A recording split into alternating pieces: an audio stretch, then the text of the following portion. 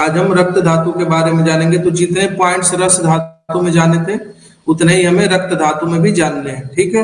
जैसे कि निरुक्ति हो गई, तो हम रस धातु जब पढ़ रहे हैं यानी कि रस धातु के बारे में डिटेल में पढ़ना है आपको, ठीक है। तो निरुक्ति परिभाषा, इसकी पर्यायवाची क्या होगा, स्थान गुण कर्म क्या होगा, प्रमाण क्या है, ठीक, पंचभौतिक क्या होगा, रक्त व स्रोतस क्या है, रक्त धातु का निर्माण क्या है, शुद्ध रक्त का लक्षण क्या होगा, रक्तसार पुरुष और रक्त वृद्धि और क्षय का लक्षण, ठीक है।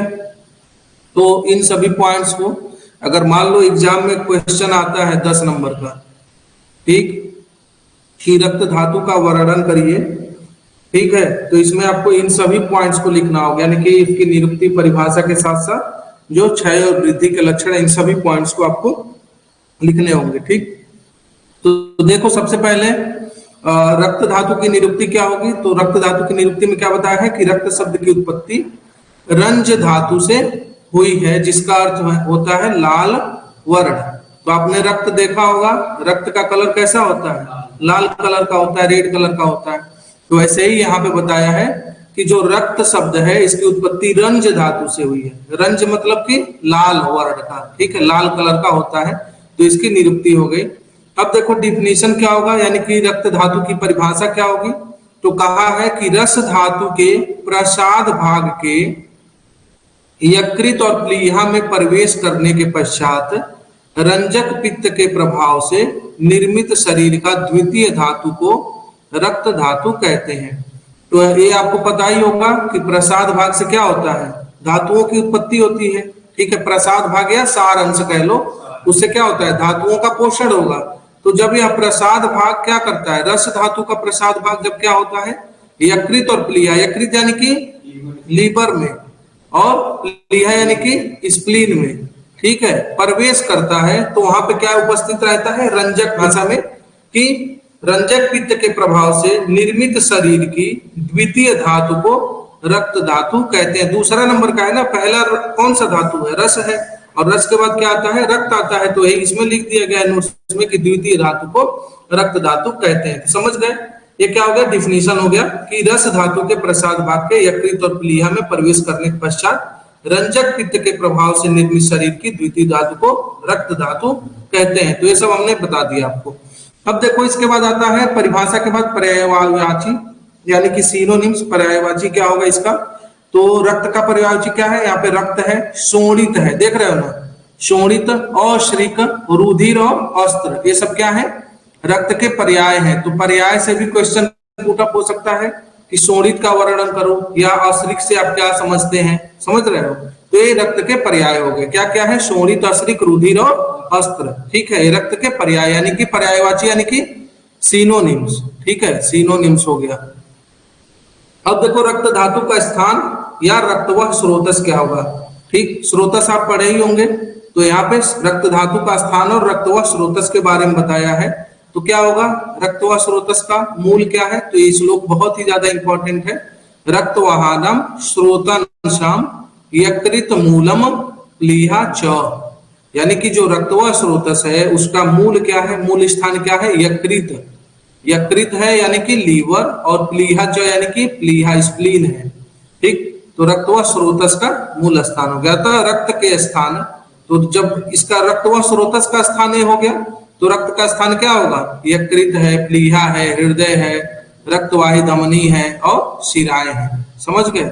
तो ये रक्त के स्थान या रक्तवाह स्रोतस, तो श्लोक याद रखना, ये बहुत ही ज्यादा इंपॉर्टेंट है। जब ये तुम लोग स्रोतस भी पढ़ोगे तो वहां पे भी श्लोक आएगा, क्योंकि रसव रक्तव अन्नव, ठीक है, ऐसे स्रोतस है ना, रसव रक्तव मांसव मेदव, धातुओं के अकॉर्डिंग स्रोतस है। तो ये श्लोक वहां भी याद आएगा, रक्तवाहनम स्रोतंसाम यकृत मूलम प्लीहा च, ठीक। तो अब हो गया स्थान यानी कि स्रोतस। अब उसके बाद क्या हम जानेंगे, गुण क्या है, यानी कि रक्त धातु की गुण, प्रॉपर्टीज क्या है इसकी, ठीक है, प्रॉपर्टीज क्या है, प्रॉपर्टीज ऑफ रक्त धातु। तो क्या कहा इस बारे में कि जो रक्त है यह गुण में कैसा होता है, गंध। तो गंध कैसा होगा इसका, विस्त्र गंधी, यानी कि बैड स्मेल। जब आप इसको स्मेल करोगे, सूंघोगे, तो कैसा आएगा, इसका बुरा स्मेल आएगा। तो बुरे स्मेल को यानी कि बैड स्मेल को कहा जाता है विस्त्र गंधी। क्या कहते हैं, विस्त्र गंधी, समझ गए। तो गंध में विस्त्र गंधी यानी कि बैड स्मेल होता है। रस में कैसा होता है, तो मधुर और लवण रस वाला होता है। समझ गए, मधुर और लवण रस वाला होता है। स्पर्श में कैसा रहेगा, तो किंचित शीतोष्ण रहेगा। किंचित शीतोष्ण का अर्थ क्या हो गया कि ना ज्यादा ठंडा ना ज्यादा गर्म रहेगा। ठीक है, लिखा भी है कि नाइदर कोल्ड ना हॉट, यानी कि ना ज्यादा ठंडा रहेगा ना ज्यादा गर्म रहेगा। स्वरूप क्या होता है, तो असंगत होता है। असंगत दैट मीन्स की ठीक रहेगा, गाढ़ा रहेगा। समझ गए, डेंसिटी उसकी कैसी रहेगी, गाढ़ी रहेगी।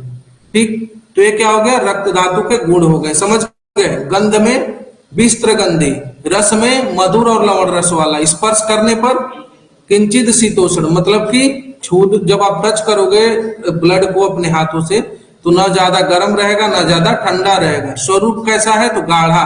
टच करने पे क्या होता है, उसको देखोगे तो क्या रहेगी, डेंसिटी गाढ़ी रहेगी। ठीक है, हाई रहेगी डेंसिटी। अब देखो गुण के बाद हम क्या जानते हैं, कर्म के बारे में जानेंगे। ठीक है, कि रक्त धातु का कर्म क्या होगा। कर्म मतलब क्या होता है, फंक्शन।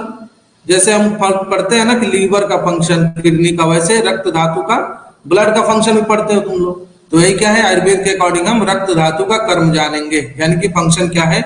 तो इसका प्रधान कर्म है, यानी कि प्राइमरी फंक्शन ऑफ रक्त क्या है, जीवन, इन लिविंग, जीवन प्रदान करना। समझ गए, अगर शरीर में रक्त नहीं रहेगा तो आदमी जीवित रहेगा, नहीं रहेगा।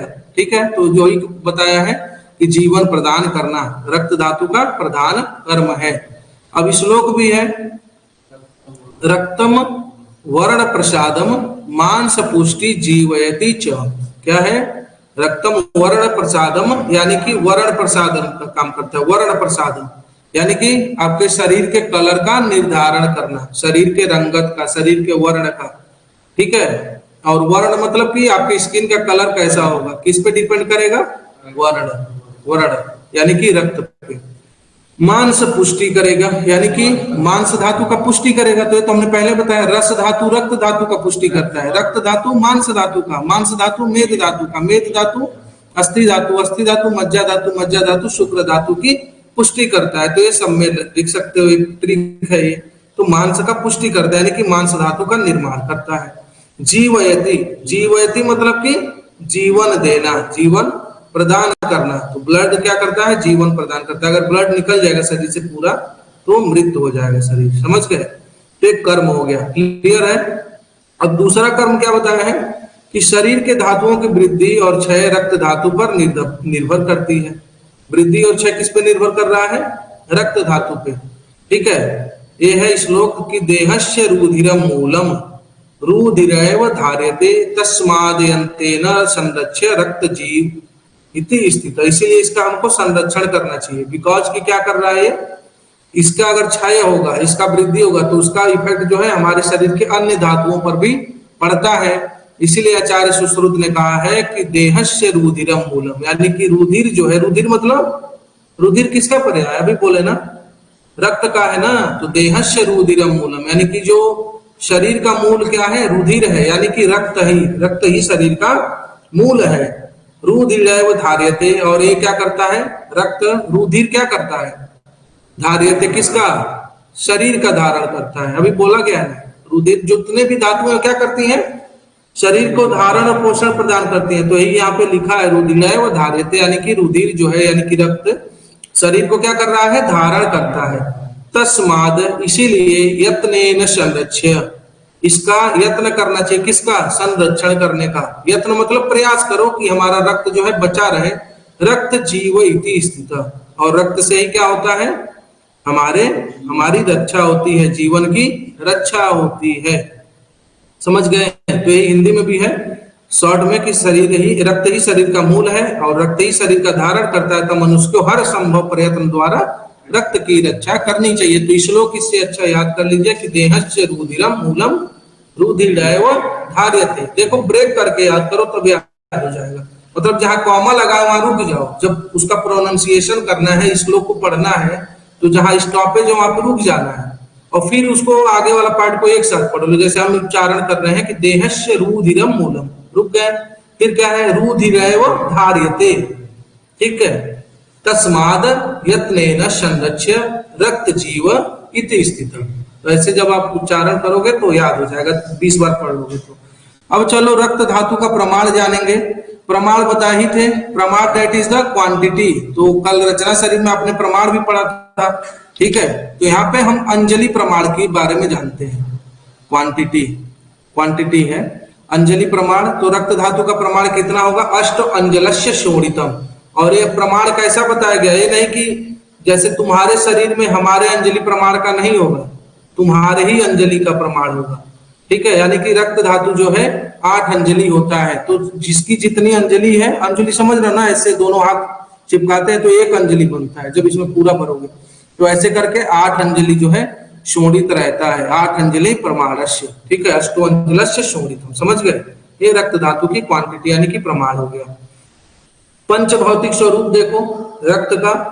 तो रक्त धातु का पंच भौतिक स्वरूप क्या है कि इसमें सभी पंच महाभूत उपस्थित होते हैं। और इसे सिद्ध करते हुए आचार्य ने कहा, आचार्य सुश्रुत ने क्या कहा है?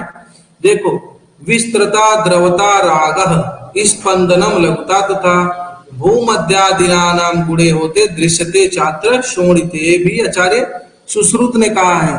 किसके बारे में?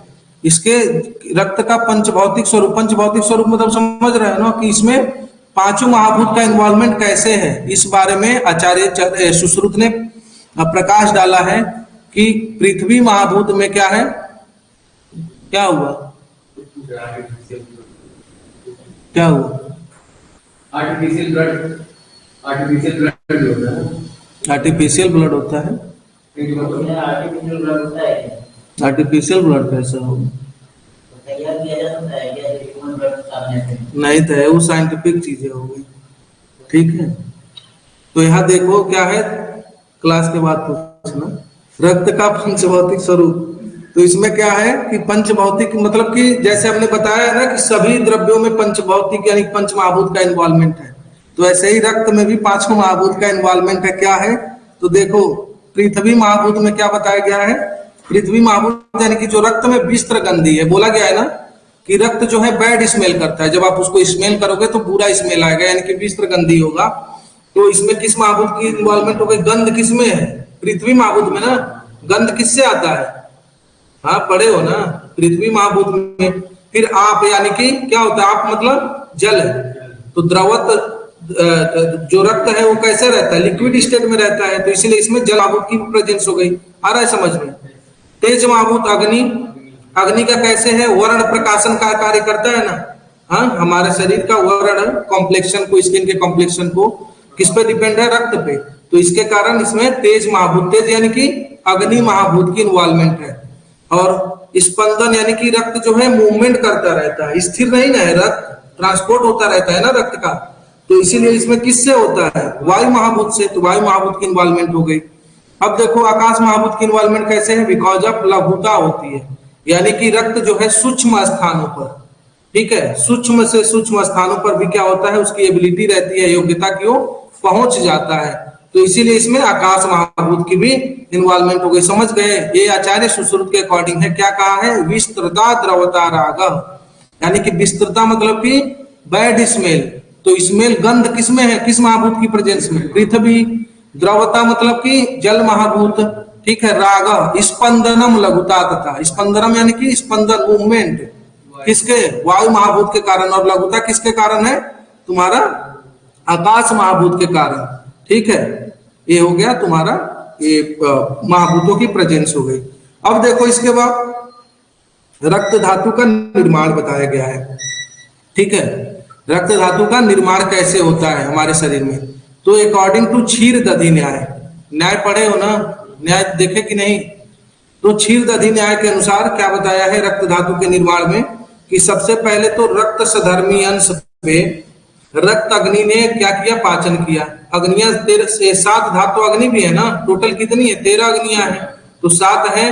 तो रक्त अग्नि, रक्त सधर्मी अंश पे रक्त अग्नि द्वारा क्या हुआ? पाचन हुआ। तो जब पाचन हो गया है तो रक्त सधर्मी समझ रहे हो, जिनसे रक्त का पोषण होना है, ठीक है। जैसे जब आहार हम ग्रहण कर रहे हैं तो उसका पाचन हो रहा है ना, डाइजेशन होने के बाद 2 भागों में डिवाइड हो गया, प्रसाद और पित्त भाग में। प्रसाद भाग में क्या बना है?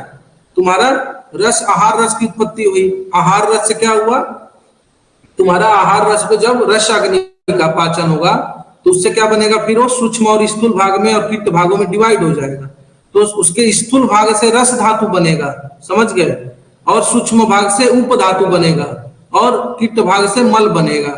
तो ऐसे ही तुम्हारा जब रक्त का फॉर्मेशन हो रहा है तो रक्त सधर्मी अंश पे क्या हो रहा है, रक्त अग्नि ने पाचन किया तो फिर ये दो भागों में हिस्से में बट गया है, प्रसाद और पित्त भागों में। तो रक्त का मल क्या है, पित्त है। रक्त का मल क्या है, पित्त है। इसीलिए बोला जाता है ना रक्त और पित्त, ये आश्रय और आश्रयी भाव है दोनों में। जब आपके शरीर में रक्त की वृद्धि होगी तो पित्त की भी वृद्धि होगी, रक्त का क्षय होगा तो पित्त का भी क्षय होगा, समझ गए। तो ये है, तो प्रसाद भाग हुआ। तो प्रसाद भाग में फिर देखो दो पार्ट्स हुए हैं, क्या, स्थूल और सूक्ष्म, समझ रहे हो। तो स्थूल भाग से रक्त धातु का पोषण हो गया और सूक्ष्म भाग से क्या बना है, उप धातु। तो जो रक्त का उप धातु है और फिर मांस सधर्मी अंश, यानी कि इसी सूक्ष्म भाग से मांस सधर्मी अंश, यानी कि आगे वाली धातु का पोषण होगा ना। आगे वाली धातु कौन सा है, मांस है, तो मांस सधर्मी अंश हो गया। अब देखो मांस धर्मी अंश पे ना फिर क्या करेगा, मांस अग्नि द्वारा पाचन होगा, तब जाके मांस धातु का पोषण होगा। तो ऐसे पूरा एक प्रोसेस चलता रहता है। तो ऐसे क्या हुआ, क्षीरदधि न्याय के अनुसार इसका फॉर्मेशन हुआ। अब देखो फॉर्मेशन ऑफ रक्त धातु इन यकृत और प्लीहा, ये कैसे हुआ है।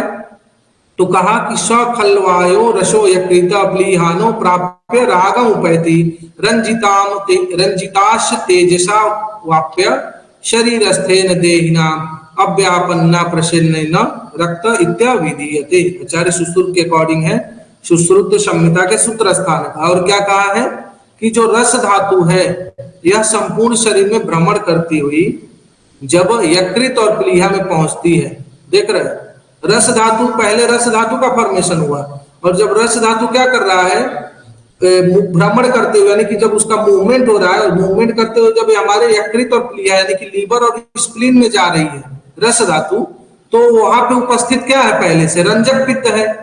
यहाँ पे हमने बताया था ना, रंजक पित्त का स्थान क्या बताया था हमने, यकृत और प्लीहा ही तो बताया था रंजक पित्त का स्थान, देख रहे हैं।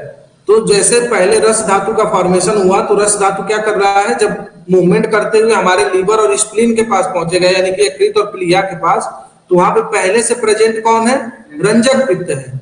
और रंजक पित्त क्या करेगा, उसी रस को क्या कर देगा, कलर कर देगा। रंजक यानी कि रंगने का कार्य कर रहा है, तो रस धातु को कलर कर देते हैं, यानी कि रस को रक्त में परिवर्तित कर देता है। तो ऐसे क्या हो जाता है, रक्त का फॉर्मेशन हो जाता है। देखो बताया गया है कि रस धातु ये है, जब ये जाती है यकृत और प्लीहा में तो रक्त धातु में क्या हो जाता है, परिवर्तित हो जाता है, समझ गए, आया समझ में। अब देखो शुद्ध रक्त का लक्षण क्या होगा। शुद्ध रक्त का लक्षण बहुत ही इंपॉर्टेंट है ये श्लोक, और रिफरेंस क्या है, चरक संहिता के सूत्र स्थान से लिया गया है, 24 चैप्टर का 21 श्लोक। और क्या है श्लोक, तपनीय इंद्र गोपाभम पद्मम लक्तम सन्निभम गुंजा फल सवर्णम च विशुद्धम विद्धि शोणितम। एकदम श्लोक आराम से पढ़ोगे ना तो याद हो जाएगा।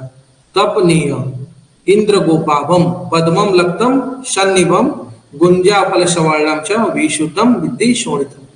तो क्या कहा है कि तपनीय होता है, ठीक है, यानी कि स्वर्ण के समान, समझ गए। इंद्र गोपाभम यानी कि इंद्र गोप कीट के समान होता है। पद्मम है, पद्मम लक्तम यानी कि ये क्या है, लक्तम, पद्मम मतलब कि कमल, लाल कमल के समान होगा। और लक्तम यानी कि लाख में रंजित वस्त्र, लाख में रंजित वस्त्र के समान, और गुंजा के बीज के समान, ठीक है, गुंजा फल के बीज के समान होता है। तो यह शुद्ध रक्त का लक्षण हो गया। श्लोक बहुत ही ज्यादा इंपॉर्टेंट है। तपनीय इंद्र गोपाभम यानी कि इंद्र गोप कीट है उसके समान होगा। पद्मम यानी कि लाल कमल के समान देखने में। फिर क्या है, लक्तम है, ठीक है, यानी कि लाख में रंजित वस्त्र के समान होता है। तो ये आपके रक्त के लक्षण हो गए।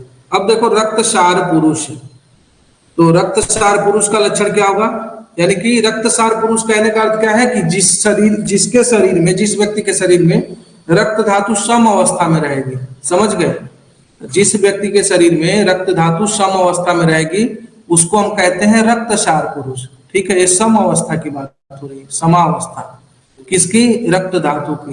तो वो देखने में कैसा होगा, तो वही रक्तसार पुरुष का लक्षण बताया कि जब हम उसको देखेंगे तो देखने में कैसा होगा, तो कहा है आचार्य चरक ने कि कर्ण अच्छी मुख जीवा उष्ण पाड़ी पाद तल नख ललाट मेहन स्निग्ध रक्त वर्ण श्रीमत भ्राजिश्रु रक्त साराण।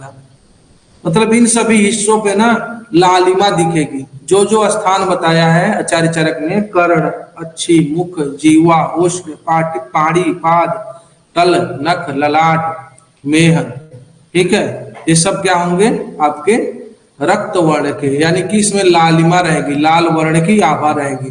तो यही है रक्तसार पुरुष का लक्षण। देखो यही लिखा है हिंदी में भी कि रक्तसार यानी कि सम्यक मात्रा में होने पर, देख रहे हो, व्यक्ति के कर्ण, कर्ण मतलब कान, ईयर, नेत्र मतलब आईज, मुख यानी कि माउथ, जीवा यानी कि टंग, ओष्ठ यानी कि लीप, हाथ पैर, हैंड और फीट के तलवे, हाथ और पैर के तलवे, ठीक है, नाखून, नेल्स, ललाट यानी कि फोरहेड ही हो गया, जननांग, ठीक है, जननांग स्निग्ध तथा रक्तवर्ण के होते हैं। यानी कि जननांग मतलब जेनाइटल ऑर्गन जो है, समझ रहे हैं, जेनाइटल ऑर्गन्स की बात हो रही है। तो ये सब क्या होंगे, स्निग्ध और रक्तवर्ण के होंगे। तो ये रक्तसार पुरुष का लक्षण है, पूछ सकता है 2 नंबर में, ठीक है, 2 नंबर में क्वेश्चन पुट अप हो सकता है अगर रक्त धातु ना पूछा हो डिटेल में तो। हाँ, अब देखो रक्त वृद्धि और क्षय का लक्षण क्या है, क्या बताया है, भी बहुत ही इंपॉर्टेंट है दोनों टॉपिक, वृद्धि और क्षय का लक्षण। कुछ नहीं देगा तो ये पूछ सकता है। तो क्या कहा, रक्त अतिवृद्ध मतलब बहुत ज्यादा बढ़ जाने से, अतिवृद्ध मतलब बहुत ज्यादा बढ़ जाने से, क्या, रक्तांग अच्छिता शिरा पूर्णत्वम च, किसने कहा है, आचार्य सुश्रुत ने, ठीक है, कि अगर बहुत ज्यादा रक्त बढ़ जाएगा तो क्या हो जाएगा, रक्तांग अच्छिता, यानी कि अंगों में रक्त ज्यादा बढ़ जाएंगे, जितने भी अंग हैं, ऑर्गन्स हैं। फिर अच्छिता यानी कि आंख, तो नेत्र जो है ना वो भी क्या हो जाएगी, रेड हो जाएगी, लाल हो जाएगी एकदम, ठीक। और शिरा पूर्णत्व यानी कि जो शिराएं हैं, शिरा मतलब जो आर्टरीज हैं, ठीक है, इसमें क्या होगा, अत्यधिक रक्त भर जाएगा। और रक्त वृद्धि के लक्षण, ये सब क्या है, रक्त वृद्धि के लक्षण। तो क्या क्या है, सबसे पहले तो पूरे अंगों में जो है रक्त दिखाई देगा, पूरा अंग जो है भर जाएगा। फिर नेत्र जो है वो भी लाल हो जाएगा, आंखें लाल हो जाएंगी, रक्तवर्ण की हो जाएंगी। फिर आर्टरीज में भी ब्लड जो है बहुत ज्यादा भर जाएगा, समझ गए। अब देखो क्षय का लक्षण क्या है, क्षय के लक्षण में, यानी कि जब क्षय होगा रक्त का तो क्या होगा, तो शोणित क्षय, देख रहे शोणित क्या है, रक्त का ही पर्याय है ना, तो यहाँ पे शोणित आ गया, इसीलिए बोलते हैं पर्यायात्मक। शोणित क्षय यानी कि रक्त का क्षय होने पर त्वक पारुष्य, ठीक है, त्वक पारुष्य मतलब पारुष्य यानी कि रूखा, ड्राई, ठीक है, ड्राई हो जाएगा। त्वक यानी कि त्वचा ड्राई हो जाएगी। अम्ल शीत प्रार्थना, अम्ल शीत प्रार्थना मतलब वो क्या हो जाएगा, अम्ल, अम्लीय खट्टी चीजों का, शीत पदार्थों का, ठीक है, शीत पदार्थों की खाने की इच्छा होगी, ठीक है। शीरा शैथिल्यम, और शीराओं में शिथिलता यानी कि स्टीफनेस, ठीक है, ये सब दिखाई देगा। तो ये क्या हो गया, रक्त क्षय का लक्षण हो गया। तो जब देखे वो एनीमिया वगैरह के पेशेंट में तो ये सारे सिम्टम्स दिखाई देते हैं, ठीक है, जिसमें रक्त की कमी हो जाए। अब देखो रिलेशन बिटवीन रक्त और पित्त के बीच में संबंध क्या है, रक्त और पित्त के बीच में क्या संबंध है, ये भी बताया है। तो पित्त दोष शरीर में रक्त धातु में आश्रयी है तथा रक्त की वृद्धि होने से पित्त की भी वृद्धि होती है, तो पहले ही मैंने बताया था। अब देखो रक्त का मल क्या है, तो रक्त का मल क्या होगा, पित्त, याद रहेगा। रक्त धातु की उपधातु क्या है, कंडरा और शिरा, ठीक है। हमने श्लोक बोला था ना उपधातु का, क्या बोला था, रसात स्तन्यम स्त्रिया, यानी कि रस का स्तन्य और आर्तो, ठीक है, रसात स्तन्यम स्त्रिया। फिर रक्तम सृंजा कंडरा शिरा, तो रक्त का क्या हो गया, कंडरा और शिरा। मांसाद वसा त्वचा षड्च मेदसा स्नायु संभव, ये श्लोक याद रखना। ये क्या है, रक्त धातु की उपधातु हो गई। अब नेक्स्ट धातु है मांस, तो मांस को हम लोग नेक्स्ट लेक्चर में कवर करेंगे, समझ गए।